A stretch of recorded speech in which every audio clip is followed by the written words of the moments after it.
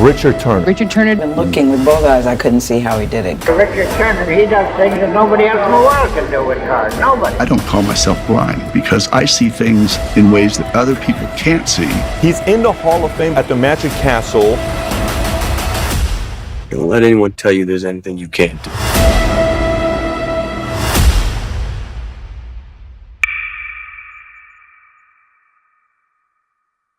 It's almost like there's not enough time in his life to have gotten as good as he is. He's on the crazy end of obsessive compulsive. And this is a guy that literally lives with that deck of cards in his hand.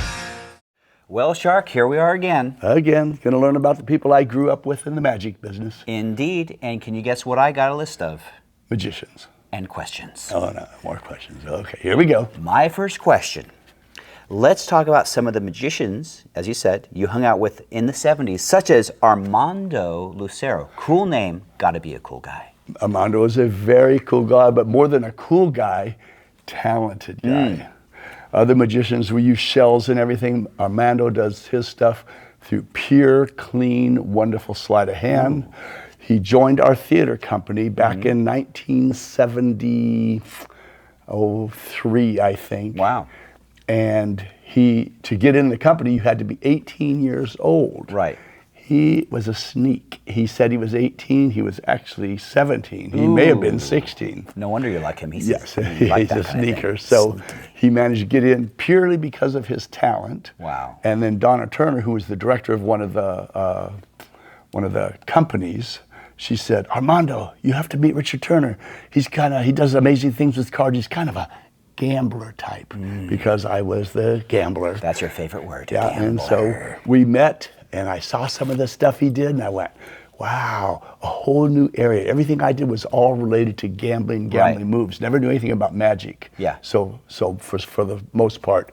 So I said, Armando, I have a place for you to live. Come move in with me. So he moved in with me and that is where I learned everything he had to offer at that time. Very cool. It was very cool.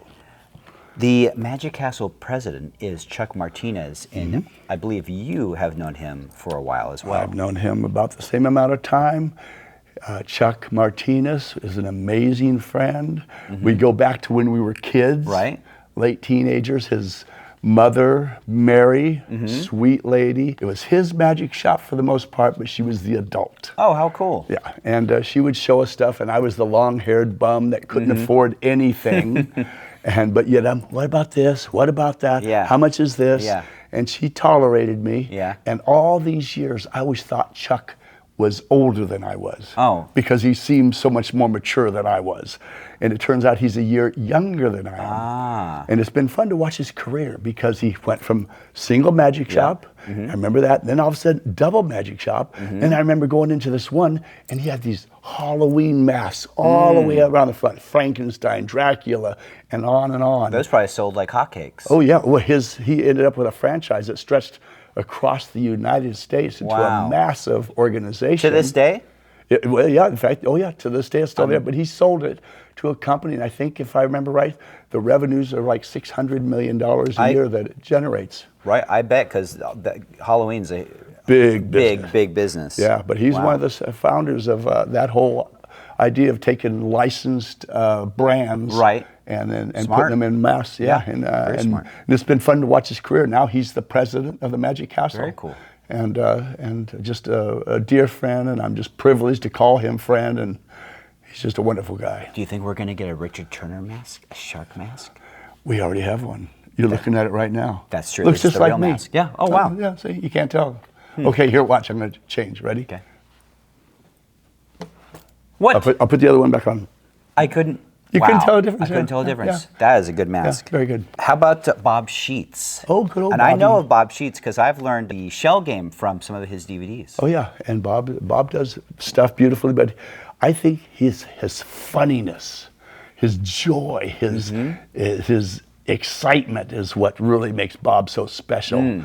And like I said, we were probably early 20s, late teens, early 20s, way back 50 years ago, and at that time, he just started to learn his cups and balls routine, and I started learning the cups and balls routine at the same time. And then together, we would do our magic at Balboa Park in San Diego. He would do a show, and I would do a show. We'd do them side by side, back to back. And we'd put our hat out there, hoping someone would throw a penny, diamond, for lucky, a quarter in the hat. Or a guppy. Or a guppy. We got a few guppies, but they were all dead. We're by the seashore. What do you expect? Right, They just picked them off the beach and threw them in there. And we thought, wow, oh, there's another dead guppy. Those poor guppies. Some poor guppies, yes. How about Paul Harris? I hear he is a hot act to follow. Paul is an amazing guy, an amazing creator of stuff. That guy never quits. I see his name plastered on all these magic effects. It's like gold standard designs. Yeah, he creates stuff never ending. I've known Paul the same amount of time. He heard I could do a one-handed triumph. And so he wanted to see it, and it was at Chuck Martinez's shop. We first met, and Paul and I are we're 1 month apart in age. Oh, wow. His birthday's in July, mine is in June, so we're pretty much exactly the same age.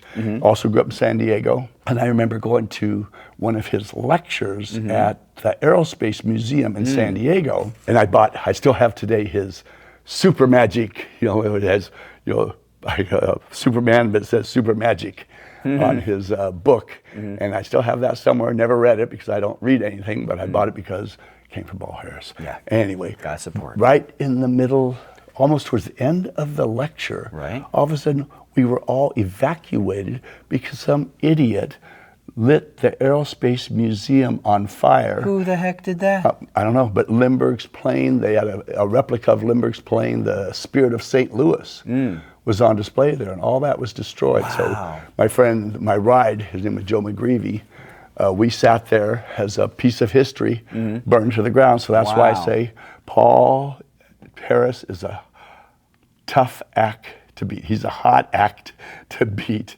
But the real fun thing about Paul, he's like a vagabond. You never know where you're going to find him. Because one day I'm talking to him, he's in some third world country, hitchhiking. I'm going, Paul, kind of dangerous place to be. Another year he might be in the jungles of Africa, swinging on vines with Tarzan or Jane or sometimes Cheetah. Does he even have a house? Nope. He just travels around? He just travels around the world. Okay. He just kind of always there. Right. Wherever there happens to be for him at that time. Very cool. And Paul, he and I and a guy named John Walton headed up the Mandolin Project. U.S. Playing Card Company, their bicycle deck. Oh yeah, I have back. some of those. Yeah. The rider back, there was concerns about losing their copyright because they were allowing magicians to alter their rider back design that's been there since 1885. Right. And it's the most iconic label. I say it's the most iconic label in history. Right. The bicycle rider back brand. Right. And because they were letting magicians chop it up and do all this other stuff, they had risk of, like I said, losing their copyright on that. So they were not allowing magicians to alter them anymore. So because I was affiliated with U.S. Playing Card Company, Paul was the creator of all this stuff. And one of our other partners, John Walton, who owns Walton Beverage and Walton Magic, the three of us, we partnered up and we created what was called the Mandolin deck, which had all the feel of a rider back deck. And a guy, Michael Weber, so you know Michael Weber. Oh yeah, I know Michael Weber. Yeah, he actually had a trick where he had rider back, mandolin back, rider back, mandolin back, rider back, and he's so clever. But you could sit there and spread those cards out, and people didn't even realize that every other one was a different back. People don't pay attention very much these days. And that's pretty bad when every other one is different. Yeah. But but anyway, I headed up that project, and it created a new back design where magicians can alter and do all their fun tricks. Yeah. Very cool. Yeah, I have several of those decks. Yeah. Twilight Queens, I think or Twilight Angels is one of his favorites. I'm the angel. That's true. Oh, yeah. The Shark Angel. I'm the Shark Angel. What was it like hanging out with the Lily Langtree magician Michael Skinner? Michael Hopefully Skinner, he didn't want to skin he sharks. would skin his palm. Yeah, he was a good card guy. Yeah. And I was about 75 when I first met Michael, and he was a somebody. I was a nobody. But he was such a kind-hearted guy. He took a liking to me, and we became very good friends. And he worked at the Lily Langtree in Las Vegas, at the Golden Nugget. Inside it was a restaurant called the Lily Langtree, and Steve Wynn told him, as long as you want to perform, you have a place to perform. He was the owner of the place, big casino owner. Steve Wynn bought all these fan back bicycle decks. Right. The players were suspicious, so he gave them all to Michael. And I've been in that room. Michael literally had a closet, floor to ceiling, full of these fan back decks. And so bigger than your closet at your house? Yes, bigger than my closet. It has like I have like 6,000 decks in mine. He had like 50,000 decks in his. And so what he would do is he would do a show. Did a card trick. Every person he did a card trick for, they got a deck of cards as a souvenir. Oh, very cool. So it was very cool. He was around interesting people. I was with Michael Wynn. Steve Wynn was with George Lucas. So it's I've heard of him. Yeah, he movie guy. Yeah. Something to do with Star Wars and galaxies and stuff like that. Lightsabers. Yeah, exactly. So he hung around some very interesting people, and I had the privilege of hanging around some of those interesting people as well. Very cool. How about Magic Mike and the motorcycle? I have a feeling it's not the Magic Mike most people know about. No, back in the 70s, J.C. Wagner, I knew him when he was still John Wagner, J.C. Wagner, and Mike still opened a place called the Magic Lounge, where we were able to perform our card magic, or our magic in general, for a bunch of drunks. Okay, and sounds fun. Yeah, exactly. It was kind of a lower class place. Shuffle those cards, stuff like that. Yeah, exactly. But Mike, his claim to fame is I said, get on the back of my motorcycle. He goes, what? Yeah, what get the on, heck? I'll give you a ride. And he was a little nervous, and he's like 6'4", 6'5", big guy. Wow. And so he's on the back of my motorcycle, and I took him from, I think it was from Spring Valley to El Cajon, a little bit of a distance. And he got there, and he was a little paranoid and scared. And he said it was a magic trick that he will never forget, riding on the back of a motorcycle with a visually impaired card shark. And he still tells that story today. Well, he better. That's a good one. That's I mean, a good that's, one, that's, yeah. that's He's a the only unique magician one. that can make that claim. What did you learn from the Aladdin mechanic, Marty Goldstein? Marty Goldstein. Marty Goldstein was a mechanic. He worked at the Aladdin, as you said. Is that a casino? A casino. Okay. I think it's been torn down since then. But this is in the 70s, and he taught me a one-handed middle deal that, depending on what the agent wanted. Say you had a, what's that card there? King of clubs. You had that. They had a 15. You just have a slug of face cards, and you'd bust them. Oh. And say if it was you wanted to fill a hand, you'd have another slug of cards. Wait, what's a slug again? A group. A group. A group Okay, of cards. a group. You'd have Slug. a group of face cards in a slug, and you do that one-handed middle deal. You would, that you just saw me do. You'd pivot it out, and then you would deal. And back then, you could you had deal one-handed. Right. But he did it in such a way that it really almost looked like a two-handed deal, because he was taking a second hand and delivering it, because you cannot deal one-handed in a casino. You have to use two hands. But anyway, he showed me some advanced moves on basically, probably the premise came from Allen Kennedy Center deal that Vernon hunted down back in around 1930, and this was adapted 50 years later. I guess the 1970s, 40s, 50s, 60s, 40 years later, and he used it in the casinos. And I remember one shift, he said, I have to go to work, and shift at that time was 8 hours.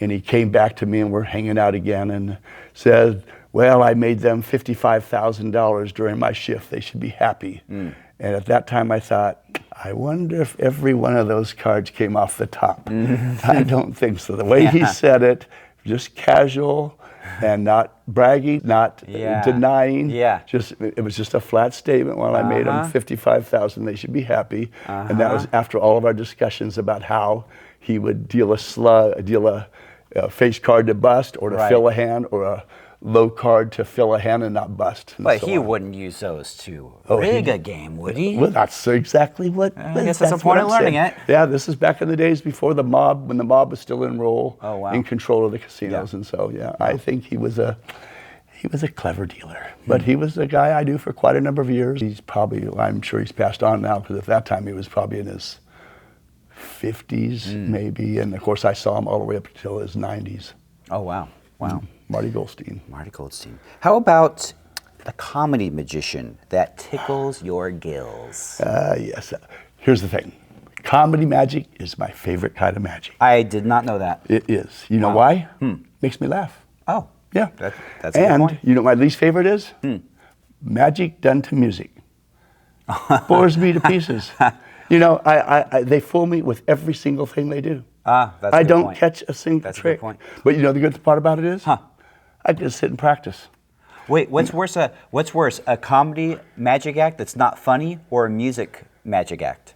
I'd rather have a non-funny comedy magic act. Because at least you know what's going on. Yeah, at least I kind of have an idea, well, that guy's screwing up, that's a stupid trick, and I've seen it 1,000 times. Right. At least I have a clue. Right. And then balanced against total practice time, because I'm still practicing anyway with the comedy. And there's been a lot of good comedy magicians. And probably, you know, we're talking about people I knew from the 70s. Right. So I was the entertainment on a riverboat, and in '79, this guy, you probably heard of him, Bill Malone. Oh, yeah. Bill Malone. Yes, I got some of his DVDs. Yeah, funny guy. He came in to see me, and he heard about this guy could do middles and seconds and all the other stuff, and he was 18 at the time. Oh, wow. And we just had a grand old time, and he's just funny as all get out. And he's my son's favorite comedy magician. Oh, wow. Yeah, Ace of Spades. Very cool. Other magicians deal things up, he throws things up. Yeah. So Bill Malone, a funny guy, and Bill a great Malone. friend. Great friend. Very good. Great guy. Can you give us some background on Eddie Hulahan and how he would get rid of you? How do you get rid of a shark when How a do you shark get rid wants of to a bite? shark? Yeah, Eddie Hulahan was the local bar magician in the city I grew up in, El Cajon. His bar was on El Cajon Boulevard. El Cajon is a city about 20 miles east of San Diego. He was the local bar magician. And I couldn't afford to buy a drink. I wasn't old enough to buy a drink. I didn't have the money to buy a Coke. So I was the bum. I was the one that come in and say, Eddie, can I have a glass of water? And will you show me this and will you show me that? And you were how old at the time? I don't know, late teens. Okay. And so all he wanted to do was get rid of me. Even though he's very nice, I was taking up a seat Not that one again. in his space, yes. Yeah. And so he started giving me tasks. Oh. And of course, he came from Chicago. Yeah. And he said, now back in Chicago, there was this guy who did this amazing feat of agility and dexterity with a coin called a coin roll. And so he described it to me, and he kind of let me feel his hand and said, you take a coin, you put it here and flip it, flip it, flip it, take your thumb, draw it around and flip it. He says, go home and practice it. See if you can get it down. He didn't know what he was doing. And then he said, when you get one coin, add another coin and go for two. So I went home, and now I had my gambling money. Yeah. I always had my gambling funds as long as I can remember, and I never told anybody about my gambling funds. That was my personal stuff. Yeah. Is that the same stuff you hid in the tree? That's the same, yeah. Got it. At one time, I was probably 8 years old. I had $2.65 in quarters, dimes, and nickels hidden in a eucalyptus tree because Fortune. a big fortune. Oh yeah, but I didn't want my mom to just stumble onto it. Yeah, no kidding. Yeah, that kind of money should go. What have you been doing?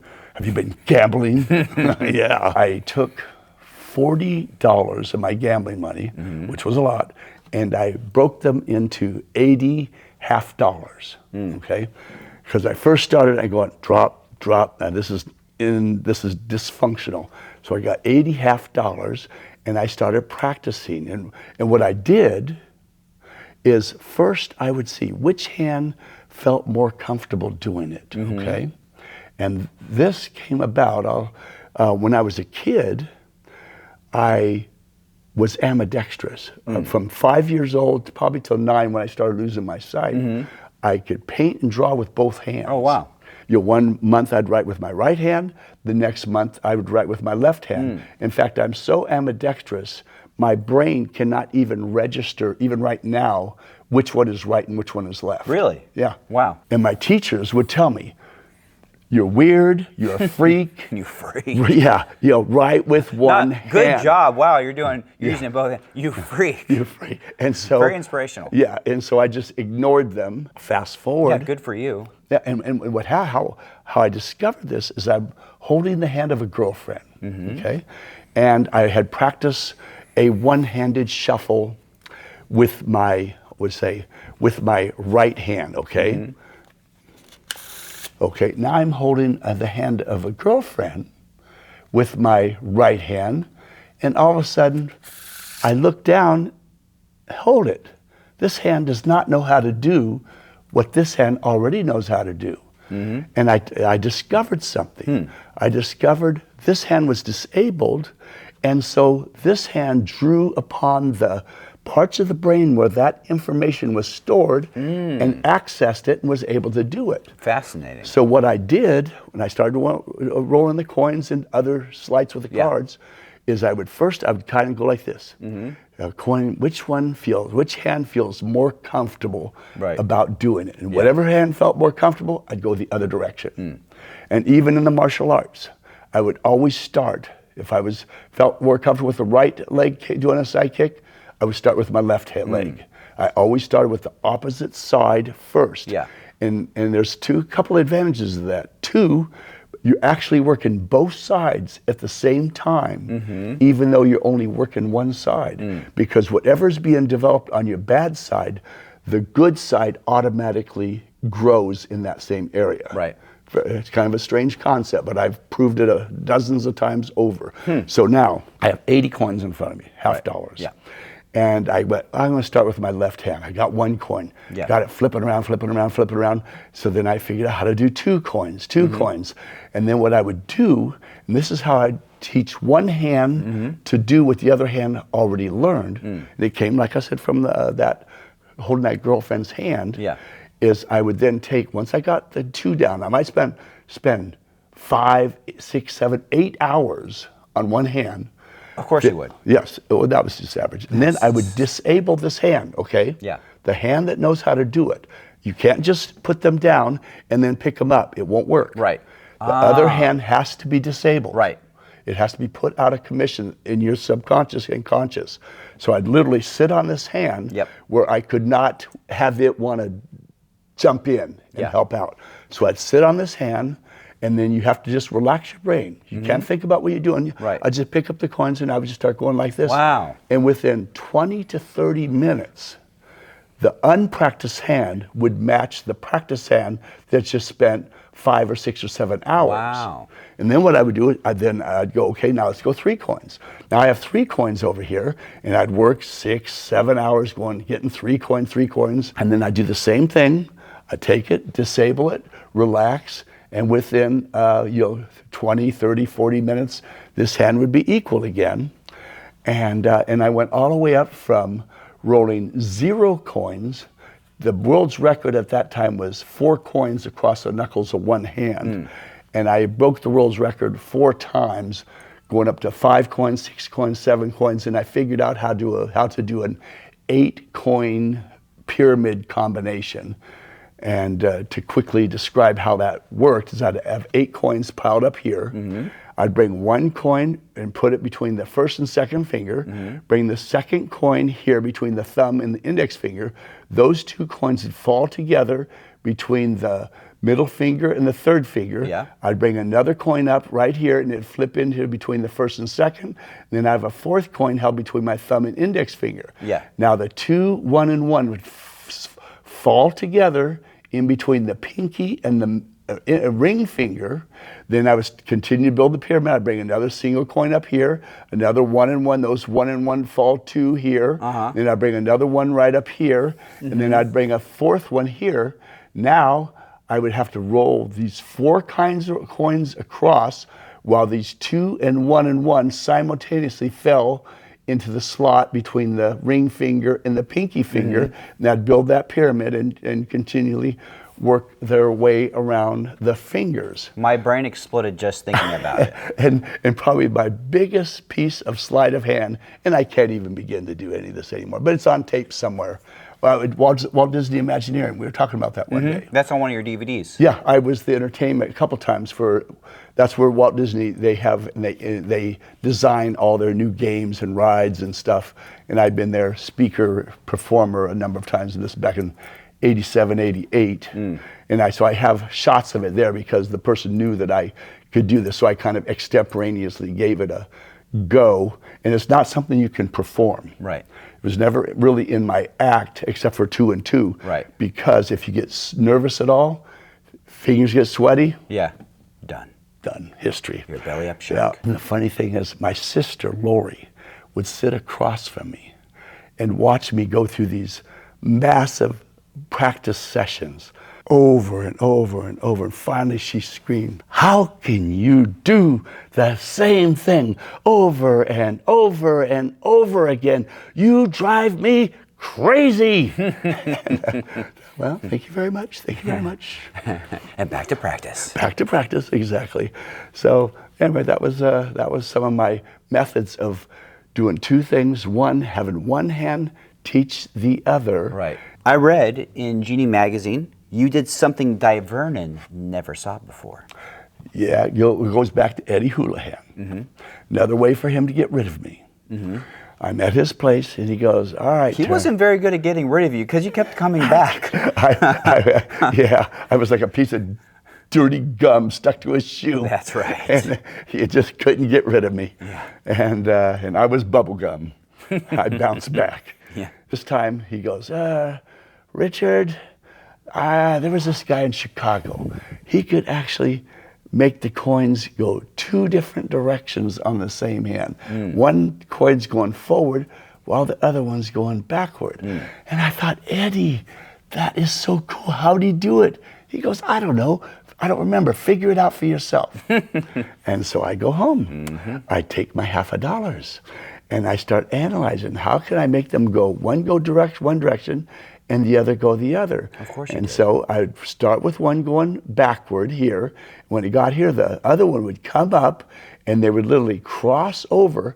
Half of the one coin on the top would actually go be under the one on this, coming up over the top of it, and I'd flip that one this way while the thumb would pull the other one that way. And so then they would come back up here, and then they would cross positions between the pinky and the ring finger. So I figured it out. And I went back and I showed Eddie, and he goes, "Kid, you're crazy." Yeah. He said, "I made that up. That's a proper I just wanted to get response. rid of you." He said, "I just want to see what an obsessed kid would come up with." That sounds like what Di Vernon did to you too, by the way. And that's exactly what Vernon did to me, Yep. except for Vernon carried it way beyond what Eddie did. Right. Vernon saw that he would give me an idea or a concept, or he'd tell me a story. And the next time he saw me, I was doing it. And so then he started telling me things that I thought he could do, I thought was possible. And he'd actually have me hold his hand and touch and say, "This is what you need to do," only to find out years later that he made them up. He just wanted to see what the crazy kid would come up with. Yes. They didn't know what they were asking. All these guys, they don't know what they're dealing with. Yeah, This is the shark. If he believes it can be done, he's going to do it. And if it can't be done, he's going to make it happen. Exactly. Yeah. How about Albert Goshman? How did he react to your new coin skills? And I know of him from his sponge balls. I don't know what else he does, but his salt and pepper shaker routine, one of the best pieces of sleight of hand ever. Is that a marketable? Probably not, but you gotta find a video of him doing it. Okay. He has a salt and pepper shaker and coins, and his misdirection was so beautiful. Every time you blinked, he'd say, "Lift up the salt shaker." "There's that darn silver dollar again. You just took it back out." "Oh, lift up the salt shaker." "Oh, there's that silver dollar again." "Oh, pick up the pepper." "Oh, there's that $50 again." But it was just beautiful sleight of hand. So when we first met, I was at an IBM convention. And What's that? Magic, International Brotherhood of Magicians. Okay. And Not the computer IBM. Not the computer Very one, yeah, different. yeah. A little different. Very different, yes. Different magician stuff. Yeah. He was legendary. I was a punk kid. And I went up to him and I said, "Albert, can you roll 2 coins opposite directions on the same hand?" He said, "Sure." And he took my coins and he started making 2 go forward and then you take those two and both go backward. I said, no. I said, that's easy going forward and backward. I could do that with 3 and 4. I said, I meant one's going one direction and the other's going the other direction on the same hand. Right. And he said, not possible, can't be done. I took the coins, I said, watch. And I did it for him. He literally took my coins and threw them in my face and said, I like to do stuff that's entertaining.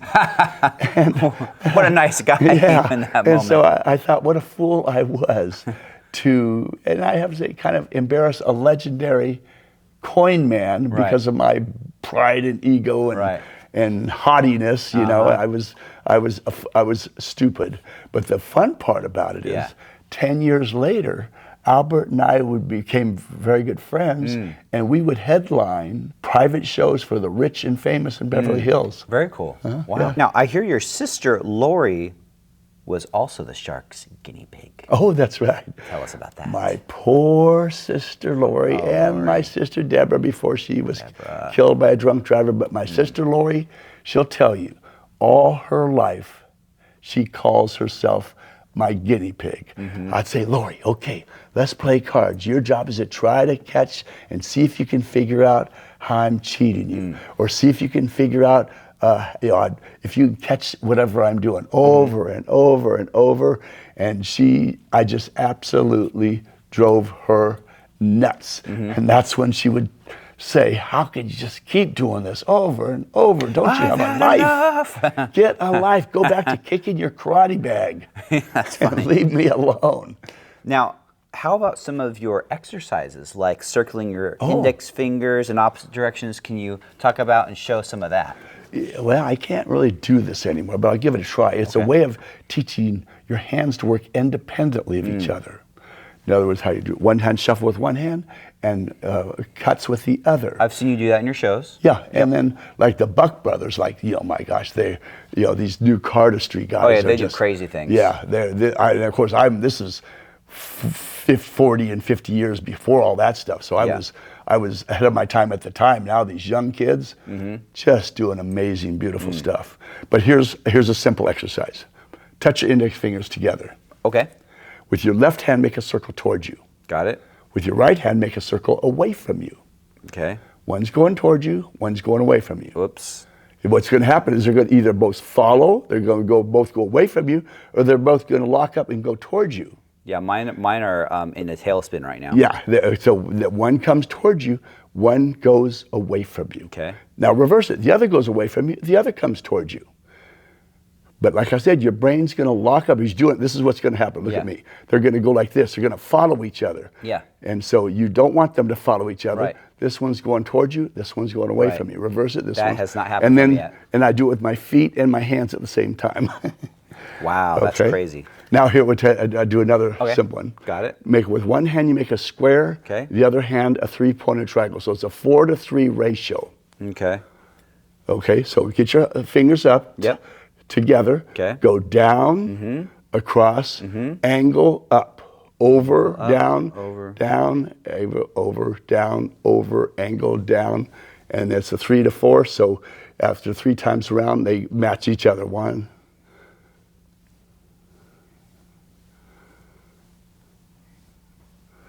Were you able to get that? But that's, once again, making your brain. My hands are broken. The hands are broken. Yeah, okay. Let's try this one. This time we'll make a square with one hand and a circle with the other. And you cannot have rounded corners on your square. And that's not working either. I'm making like a elliptical in one hand and a circle in the other. Yeah. And it's been a long time since I've even tried this stuff. And the hardest one I did was a 5-pointed star and a 3-pointed triangle. 5-to-3 ratio this time. Here we go.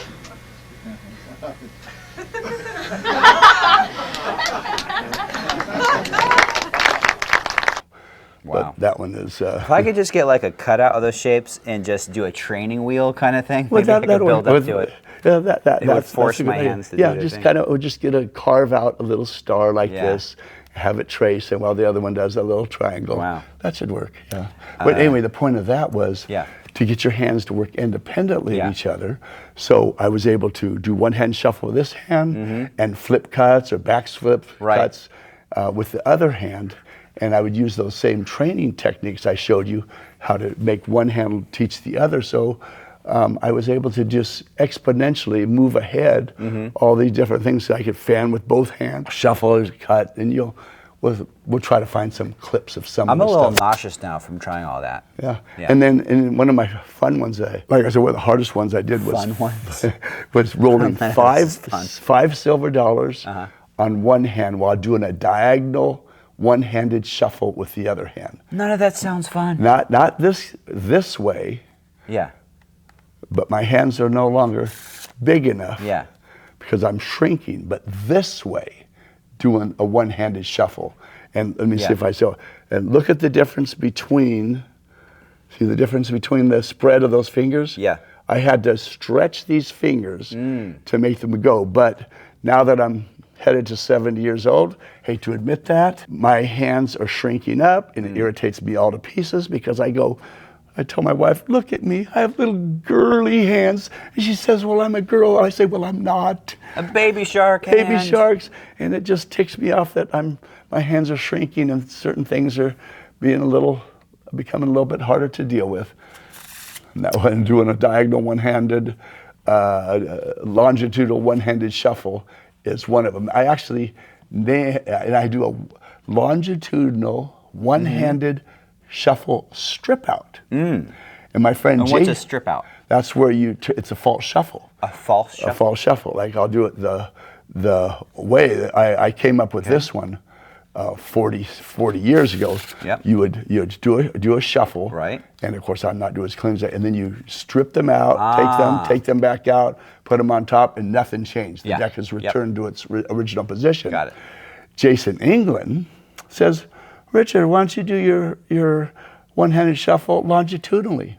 So the next time he saw me, I did it. Of course. He goes, you're crazy. He was just being facetious. It was a joke. And so I did it. Now, can you tell us about, and I know of this name, and I had his book, your connection with the coin man, J.B. Bobo and Lotion. I actually am intrigued by this. This was once again back in the 70s. Mm-hmm. He's a legend, right? Bobo. Yes, yeah. Everyone he's a knows coin legend, yes. Yeah. And he came up to me and I showed him how I could, at this time, roll 7 coins on one hand. Right. And then the 2 different directions, and Could he do 1 that? to 7. No, And he's the coin guy. And he's the coin guy. Wow. And he said, Richard, feel my hands. And he had me feel his hands. And this is what he said, smooth as a baby's butt. He said, I'm 68 years old. And he said, I put lotion on my hands every day. So if you want to keep your hands going when you're 68, and now I've passed that, start putting lotion on your hands every day. And I took his advice, and I did that. Now, since you're around that age now, how are your hands compared to what you remember his at that age? That's a good question. I think I've done pretty well. Okay. And I bring it up because I have to thank him for telling me that 50 years ago. What about baby lotion and sea turtle lotion? Yeah, well, over the years, I've tried everything. He says use lotion. Okay. Certain lotions, most lotions have oil in it. And you go to do something with the cards or whatever, and your hands are greasy. And the cards will slide. You can't even hold the deck in your hand. Right. So I had to start discovering which lotions are better. And I discovered that a woman's face lotion, where it doesn't have oil in it, because a woman does not want a greasy face. Right. That's just doesn't look good. And so there's lotions that does not have an oil base to it. And over the years I've tried everything. One of the things I used for a couple of years was baby lotion, because baby lotion does not have grease in it. The only problem is you smell like a baby's butt. I mean, it has a not the bad smell. Yeah. After you change the diaper and you put lotion on them, and the women love it. They go, oh, I smell a baby around here. And the guys are going, what's that smell? It smells like my wife changing our baby. And the guys don't know what's going on. The women love it. So it had 2 pluses. One, the women loved it, and the guys didn't know what was going on. So I got away with it for a number of years. And then I went to sea turtle lotion. Sea turtle lotion is very good, but it's made from sea turtles. But because they say sea turtles are an endangered species, they will not sell sea turtle lotion in the United States. It's banned. Yeah. So I would have to go to Tijuana, Mexico, and over there you get a bottle like that big for $2 or $3. Wow. So it was a good deal, but you had to smuggle it in across the border, and that became very troublesome. So I moved on from sea turtle to, I'll tell you this. Oh, this is going to be good. Well, that's the grin on your face. Europe. Yeah. Yeah. Overseas, when I traveled around the country, around the world, Yeah. everybody asks me, what kind of lotion do you use? And over in Europe, you know what they use? What? I'm almost afraid to ask. What do they use? And they would whisper it, I use woman's vaginal cream. How about, who told you about triple lanolin? Lanolin, triple lanolin. Mango Vera, made by Vienna Beauty Products. Yeah, they're the one, that's what I use today. Okay. Triple lanolin, Vernon's the one that would tell me, Richard, triple lanolin, whatever you have, you need to have triple lanolin in it. Lanolin and Mango Vera is the smell, and Vienna Beauty Products is the manufacturer. And it was a Vietnamese woman named Christy, who first turned me onto it, and she would do my nails, and afterwards I go, wow, these cards are just dealing so beautifully. So I started buying it by the gallon from her for probably for 10 years. Wow. And then about 2 years ago, just about 2022, I would order it by the gallon. I got some, and I'm going, something's wrong with this. And this is not the same stuff. This is greasy. And I was going, what? And triple lanolin, Mango Vera, it's the right stuff. And so then I just knew it. And then I get my old stuff out. Now this works, this does not. Yeah. Something is wrong. What happened? Well, I had my wife, wrote down all the ingredients, 20 or 30 different ingredients, because there's a lot going into making something. And there was like 3 different ingredients that had changed. So I called the manufacturer and I said, I'm interested in your triple lanolin Mango Vera. One batch that I have these ingredients, the other has these ingredients, and I don't like this one. He said, oh, that's the new one. She said that, well, we've changed out some of those ingredients because of, well, they're a little less expensive and they think maybe a little environmentally friendly, even though lotion itself, you can drink it. So how bad is it? How bad it could it really be? And I said, well, can I get the other stuff? She said, so you want the old formula? And I said, yes, big time, because for a card man, 2 of the most important things. First, hands. Texture, temperature, moisture level of your hands. Number 1. Second, cards. Good cards. Right. Best cards in the world, made by U.S. Playing Card Company, Cincinnati, Ohio. They've been making them since, well, the B deck they've been making them since 1892, which is why it has a 92 on the box. Bicycle, I think 1865, and of course they first started in 1867 is when they first started the company, and now they're owned by Cardamonde. They've been making cards since 1768, I believe it is, so 250 years. Wow. And the CEO of Cardamonde is a wonderful man, Stefan. And but anyway, so best cards, hands. So I told my wife, they're getting ready to discontinue the lotion that I need to have my hands operate in the way I want. I said, how long do you want me to perform? I said, everybody else retires at 65, and I've passed that. And I have no desire in retiring, because to me, retiring sounds boring. I can't do it. My makeup, I would go absolutely bananas. So I said, how long do you want me to perform? She said, well, maybe 78 or 80. And so I thought, okay, because whatever it is, I have to buy enough to last me through those years. And so I ordered 75 quart-sized bottles, and so you've seen my card room with thousands of decks, and I have just rows and rows and rows of triple lanolin, Mango Vera. Good stuff. They're good stuff, enough to hopefully last me till the shark goes up into that big shark heaven in the sky. That's right, the big shark sea up there. The big shark sea. How about the fact that most of your fans don't know that you are a trained mime? How is mime important to magic? Well, mime teaches you control of your body. Okay? You can sit there and pick up a glass like that. Or you can, it teaches you body control. Right. And in body language. And so all your actions have a more visual, definable image as they see you pick up that glass. So you just go like this, you just squish the glass. But if your fingers undulate and they see them wrap around it, and you have a little undulation, like there's a little weight to it, and you bring it up and you set it down and then you release it. So there's like also a believability, even though people know there's nothing there, but they believe. That's exactly it. And so mime is really important for visualization of all your body movement. And I had a dear, wonderful, wonderful friend. Shimada was a wonderful man. He lived with me for a period of time. And he would tell me when he's doing his act, he literally had every movement choreographed down to the movement of a single eye. Where he's sitting there doing this, and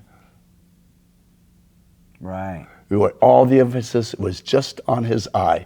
He had it choreographed to that level. Wow. And I remember workshops with Red Skelton. Oh yeah, I know of Red Skelton. Yeah, he would say, he's on stage in front of 6,000 people, and he would go like this. A single movement of a finger. Everything focused on just that little movement. Nobody missed it. But it was, you missed that. You didn't miss that. So he had things choreographed down to the fragment, and the same way with Shimada.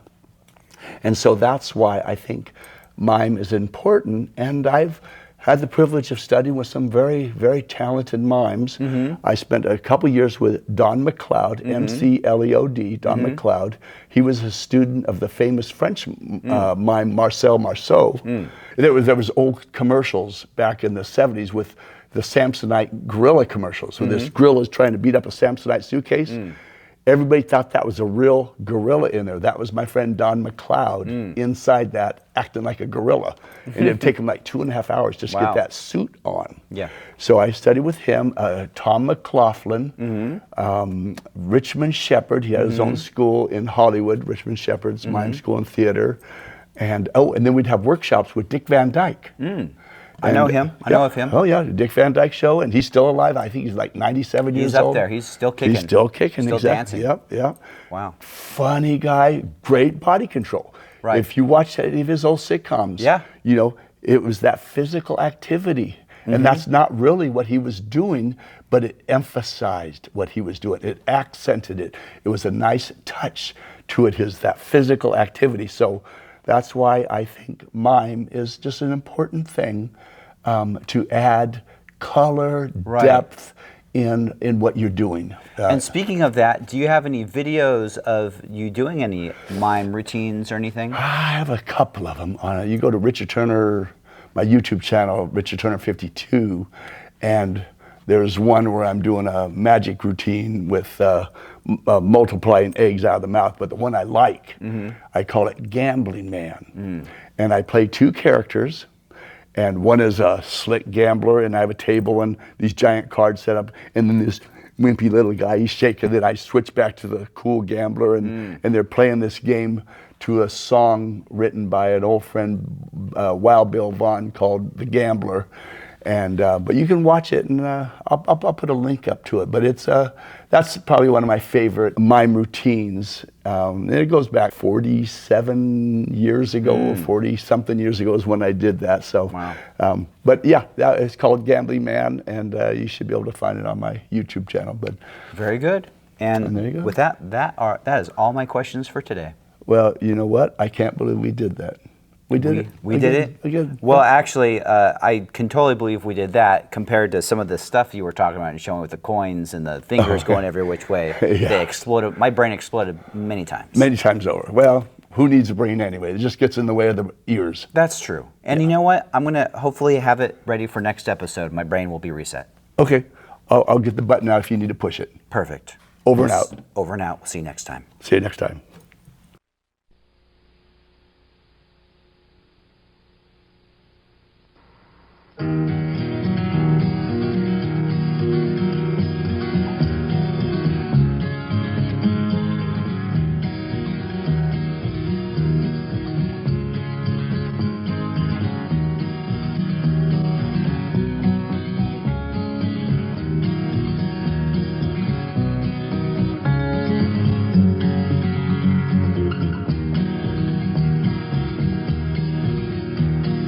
Steps down from the stage and he walks to the saloon. Walks up to the bar and he asks for a room. Walks upstairs, unpacks his bag and lays upon his bed. While he thinks about tomorrow and the gambling games of his head. Wakes up in the morning and he dresses for the day. No one in this town knows how long he's gonna stay. Steps down to the bar and he orders him a drink. Well, everybody stares at him, they don't know what to say. 'Cause he's a hard gambling man. He's a hard gambling man.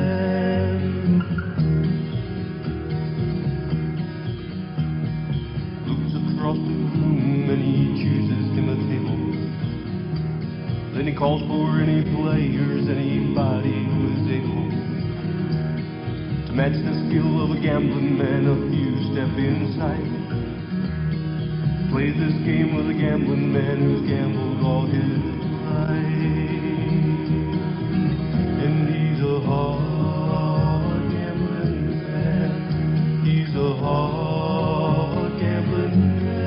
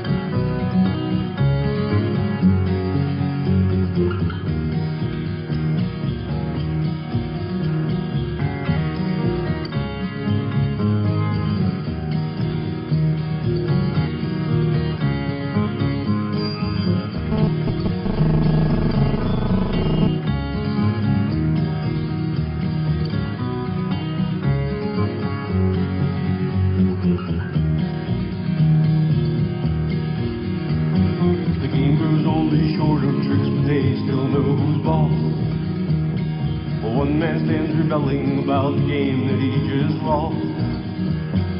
One man cried, "You cheated me," and shot him with his gun. As the blood flowed from the gambling man, his gambling life was done.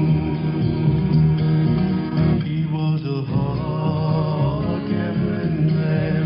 He was a hard gambling man.